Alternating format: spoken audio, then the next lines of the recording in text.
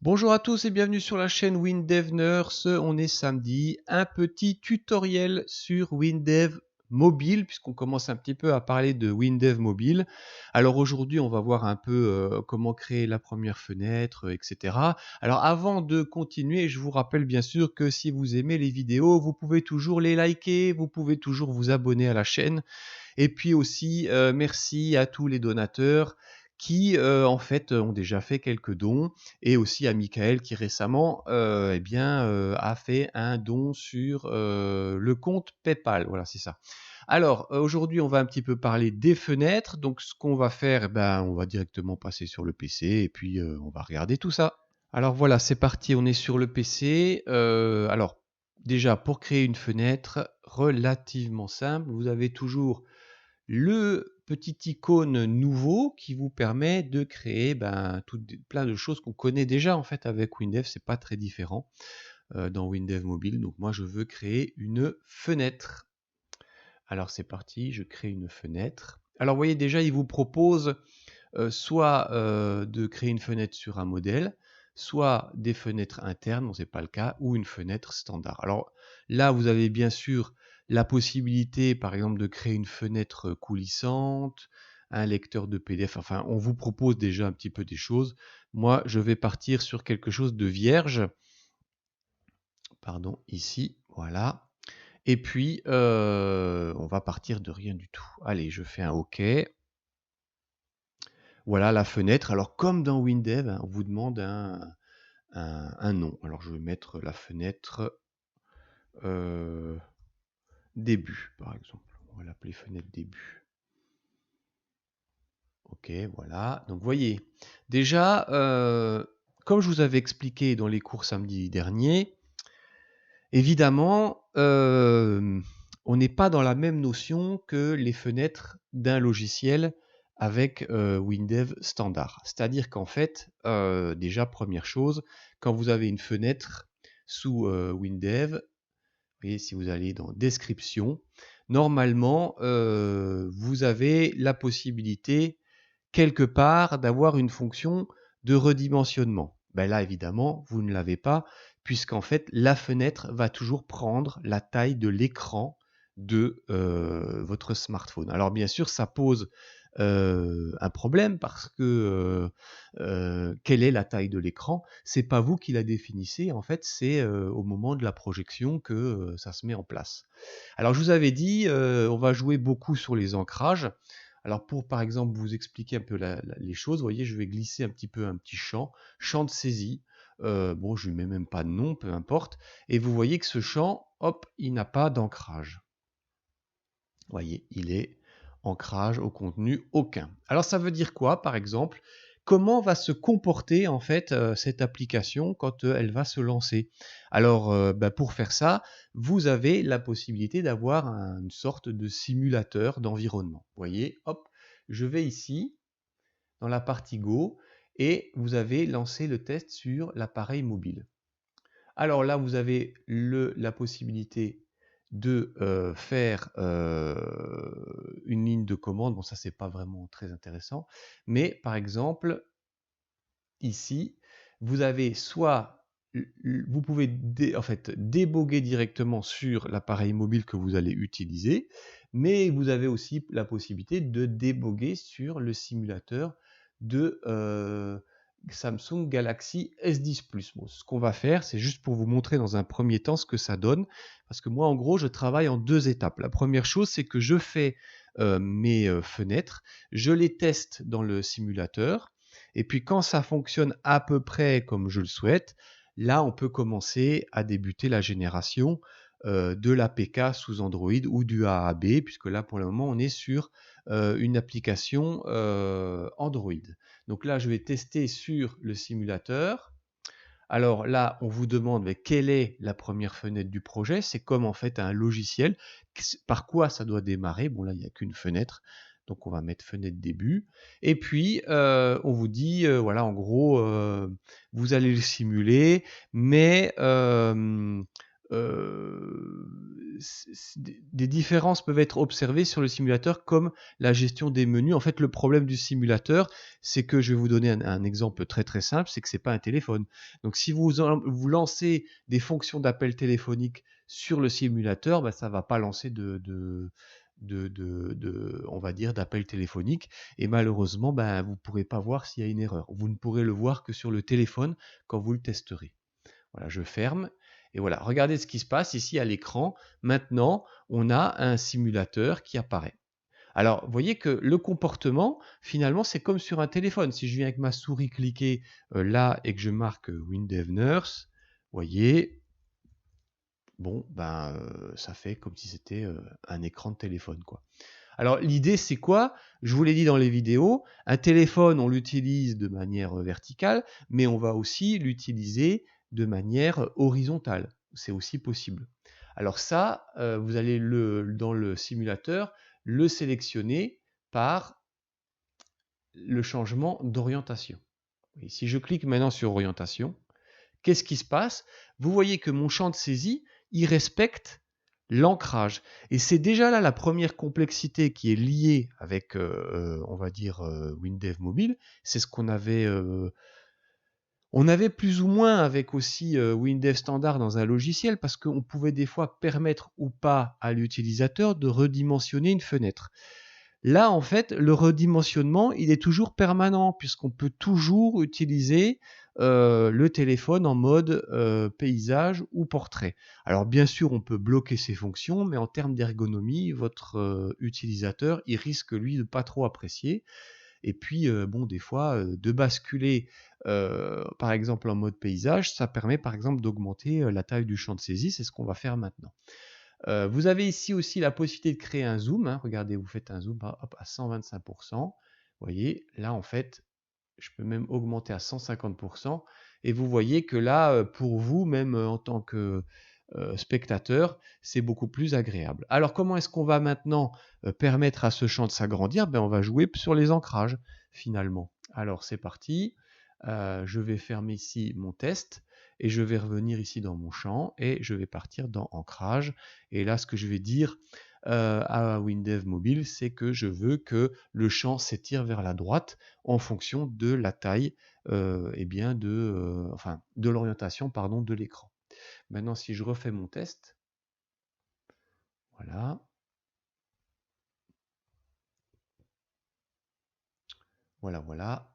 Et là, vous voyez que si je bascule maintenant mon écran, voilà, vous avez, eh bien, comme expliqué dans mes vidéos sur l'ancrage pour Windev, l'augmentation de la taille. Vous voyez que là, évidemment, vous pouvez marquer Windev Nurse est de retour avec Windev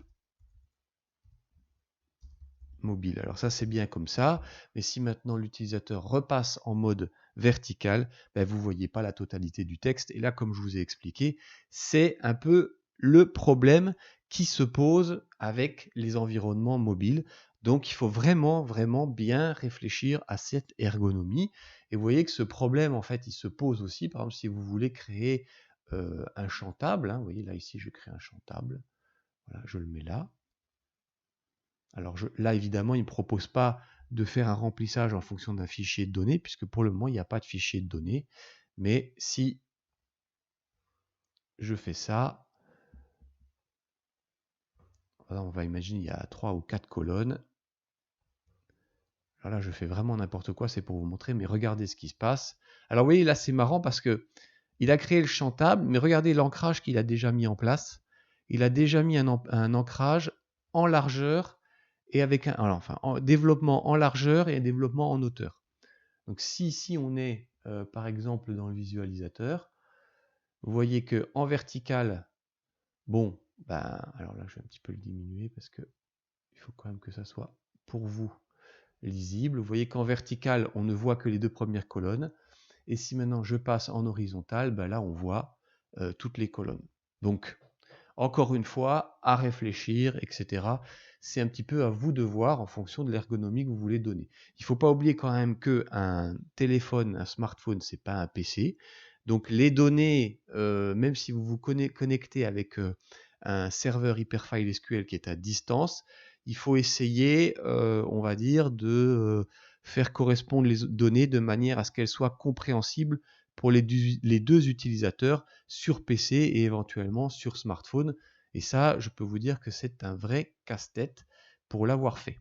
Voilà, ça c'est pour la partie des fenêtres. Alors bien sûr, vous voyez que la fenêtre, quand vous l'avez créée, elle revient dans la partie sélection rapide. Alors, si vous voulez la réouvrir, ben, vous avez juste à cliquer dessus. C'est pas une info extraordinaire, vous le savez depuis un moment maintenant si vous utilisez WinDev. Et puis, qu'est-ce que je voulais vous dire? Et si vous voulez créer un bouton, par exemple, ben, c'est à peu près le même principe. Et on va pas après continuer trop loin, mais vous voyez, le bouton, vous le créez ici. Hop, vous voyez, vous le mettez là. Alors bien sûr, vous comprenez tout de suite qu'il va y avoir une problématique qui peut se poser avec les différents ancrages, mais ce qui est vraiment bien avec WinDev, regardez ce qu'il a donné comme ancrage au bouton. Là, il lui a donné pas on va dire une extension en largeur et en hauteur, mais si vous allez dans la partie ancrage, là, il a automatiquement mis une extension vers le bas, c'est-à-dire le champ se déplace vers le bas, mais ça ne règle pas notre problème de la configuration en mode paysage. Donc moi, je vais lui dire, tu vas t'étirer vers la droite et tu vas toujours te déplacer vers le bas. Et vous allez voir que ça va marcher. Alors là, pour le moment, c'est juste une petite présentation que je vous fais. Hein, c'est juste pour vous montrer un petit peu les idées, mais surtout pour vous faire comprendre que là, les ancrages, c'est vraiment important dans l'environnement de WinDev mobile. Vous voyez ici, hop, j'ai fait défiler. En fait, là, ici, on ne peut pas faire vraiment un défilement avec le doigt. Hein. Vous voyez, là, j'ai gardé un appui long sur la fenêtre. Alors, ça ne fonctionne pas, par exemple, dans le champ table, mais si je remonte ici dans le champ, on va dire, plus de la fenêtre, bon, là, je ne peux pas faire glisser. Donc, ce que je fais, j'attrape ici le petit ascenseur que vous n'avez pas hein, normalement sur le téléphone portable. C'est votre doigt, en fait, qui est le petit ascenseur. Et là, vous voyez qu'on peut faire apparaître le bouton de notre application mobile. Parfait. Alors, on va revenir là encore sur la fenêtre. Moi, ce que je vous propose maintenant, c'est de vous montrer comment ouvrir une fenêtre. On va finir par ça, une autre fenêtre. Et puis, on va éventuellement passer un paramètre à cette autre fenêtre. Donc, c'est pas très différent de la façon dont on fait avec WinDev. C'est-à-dire que là, maintenant, je crée une deuxième fenêtre. Voilà. Alors là, je vais partir d'une fenêtre vierge. Hop. Elle est toujours dans le style Morelia et je vais appeler ça fenêtre 2. Bon, ou fenêtre passage paramètre, puisque c'est ce qu'on va faire. Alors hop, pas d'accent, moi j'aime pas. Ok, donc voilà, ça s'appelle la fenêtre passage paramètre. Ce qu'on peut très bien faire, c'est créer le champ de saisie. On va lui donner un nom. Par exemple, on va l'appeler paramètre passé. Voilà. Paramètre. Très bien. Ok, alors comment est-ce qu'on fait ça? Ben, on fait ça un petit peu, on va dire, comme dans une fenêtre WinDev standard. C'est-à-dire qu'on va ouvrir une fenêtre et en même temps, je vais lui envoyer une information qu'elle attend. Alors comment on fait ça? Ben, c'est simple, hein, vous allez dans votre code et vous voyez que vous avez sur la gauche ici, voilà, je vous envoie procédure fenêtre. Alors là, je vais créer une variable, je vais dire par exemple param est une chaîne. Très bien. Parfait. Et puis pour ouvrir eh ben, de la première fenêtre à la seconde, ce que je fais dans mon code du bouton ici, F2, je clique sur bouton, ben, je marque ouvre quoi? Fille. Et puis j'ouvre la fenêtre passage paramètres et là, il attend le paramètre que je lui ai passé, et je vais l'appeler, je vais appeler ça, puisque c'est une chaîne, mon paramètre, voilà, mon paramètre. Alors, qu'est-ce qui va se passer? On va ouvrir, on va passer le paramètre. La fenêtre ici va s'initialiser. Et ensuite, je lui dis quoi? Je dis que SAI, le champ de saisie paramètre passé, c'est égal à la valeur param. Voilà. On teste ça. Alors, pour tester ça, on pourrait très bien tester tout le projet. Mais vous pouvez aussi très bien vous mettre sur la fenêtre de début et tester cette fenêtre. Voilà, donc là ça se lance. Donc ici, je remplis pas. Je clique sur bouton. Et voilà, j'ai ouvert la deuxième fenêtre. Déclaration des globales. Je remplis mes champs. Et voilà comment ça fonctionne. Alors la question, pourquoi est-ce que je vous ai fait ça?